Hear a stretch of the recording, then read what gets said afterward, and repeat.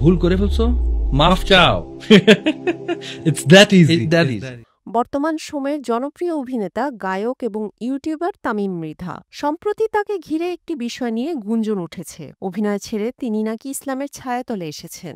সামাজিক যোগাযোগ মাধ্যম এবং কিছু গণমাধ্যমে এমন খবর প্রকাশ পেয়েছে। তবে তামিম নিজেই জানালেন এই খবর পুরোপুরি সত্য নয়। এ বিষয়ে তামিম মৃধা বলেন, প্রত্যেক মানুষের ধর্মের প্রতি আলাদা একটি সংবেদনশীলতা থাকে। সম্প্রতি দেখছি আমার নাম জড়িয়ে কিছু পোস্ট এবং খবর প্রচারিত হচ্ছে, যেখানে বলা হচ্ছে আমি ইসলামের ছায়াতলে এসেছি, কিন্তু আসলে বিষয়টি এমন নয়। হ্যাঁ, আমি বেশ কিছু দিন ধরে অভিনয় থেকে দূরে আছি, তবে এর মানে এই নয় যে আমি পুরোপুরি অভিনয় থেকে সরে এসেছি। তামিম আরও বলেন, সম্প্রতি আমি ইউটিউবে একটি ইসলামিক অনুষ্ঠান চালু করেছি। এর প্রথম পর্ব থেকেই দর্শকদের কাছ থেকে দারুণ সাড়া পেয়েছি। হয়তো এ কারণে অনেকে এমনটা ভেবে নিচ্ছেন।